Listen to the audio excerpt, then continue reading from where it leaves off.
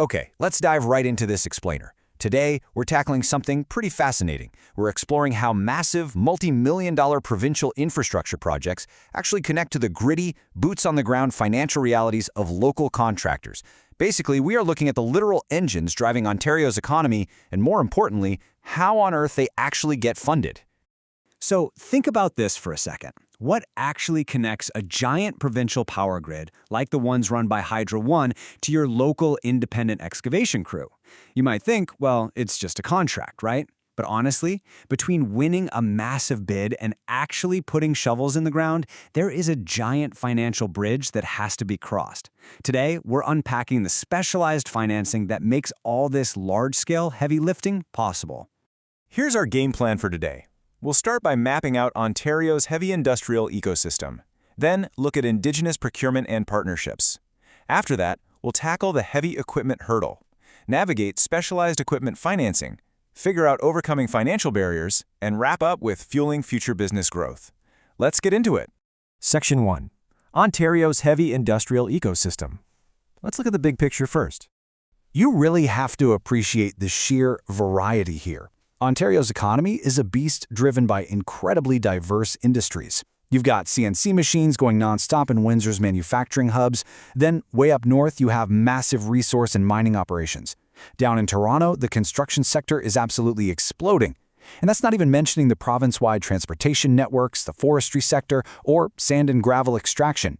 Each region is basically its own unique economic puzzle, right? But they all share one critical thing. They literally cannot function without serious, heavy-duty equipment. Section 2. Indigenous procurement and partnerships. Now let's zoom in a bit and see how the big corporate players are structuring deals within this huge ecosystem.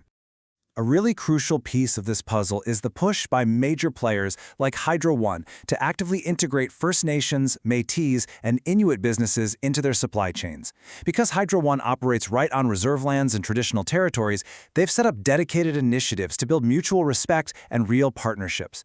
They use tools like the SAP Ariba directory, which lets companies officially declare their Indigenous ownership. It's a direct pipeline connecting local businesses to massive procurement opportunities. It's a real game changer. And what's honestly staggering is the sheer breadth of services these Indigenous enterprises bring to the table.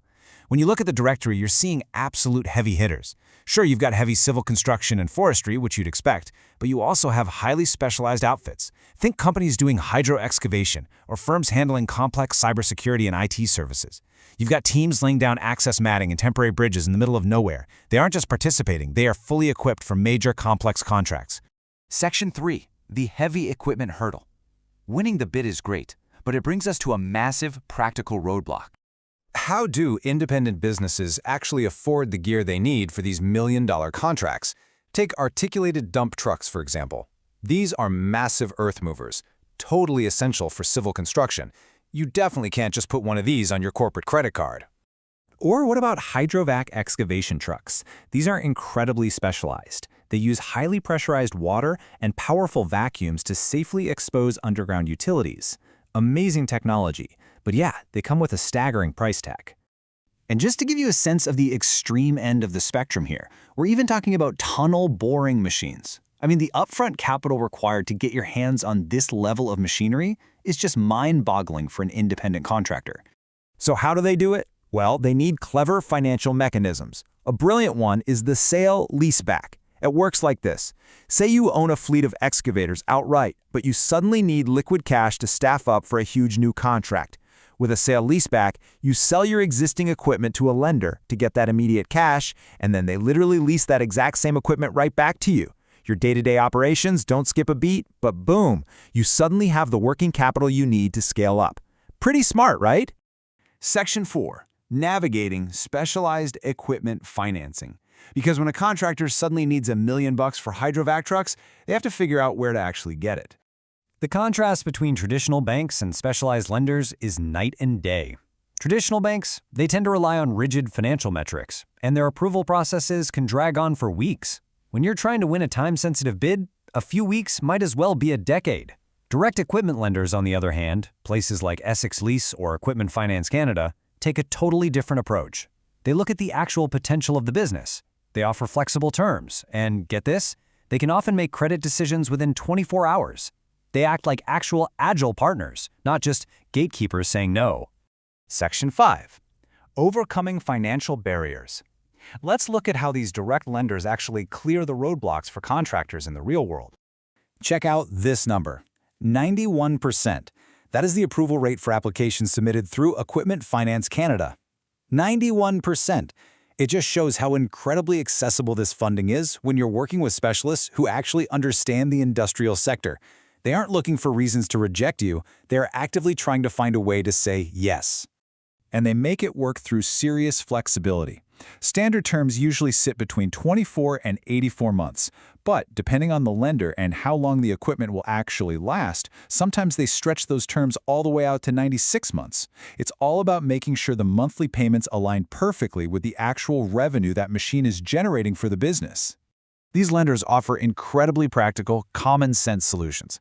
We're talking 100% financing and $0 down options, which is huge for preserving a company's cash flow. They even customize seasonal payment structures. I mean, if you're building ice roads up north or doing seasonal farming, your income isn't just a flat line year-round, right? Good lenders get that. They also secure approvals for businesses that might have less than perfect credit, and they can navigate the headaches of cross-border or private sales. Ultimately, they tailor the financing to fit the business, instead of forcing the business to fit the financing. Section 6. Fueling future business growth. We've seen the ecosystem, the contracts, the machines, and the money. Now let's tie it all together.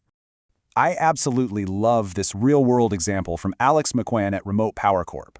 When they were starting out, they quickly realized traditional banks just weren't set up to help entrepreneurs buy industrial generators. But Essex actually took the time to understand their specific business model and how their equipment is used over time. It's proved that specialized financing is way more than just a loan. It is literally the engine that allows a local industrial enterprise to scale up and succeed. So I'll leave you with this thought. We know the massive opportunities are out there, from Hydro One's Indigenous procurement push to the endless construction boom in Toronto. But just imagine, how much faster could Ontario's entire infrastructure grow if every single capable, ambitious local contractor had immediate access to the exact tools they need? By closing that financial gap, we aren't just buying dump trucks, we're literally building the future. Thanks so much for joining me on this explainer. Keep learning, and I'll catch you on the next one.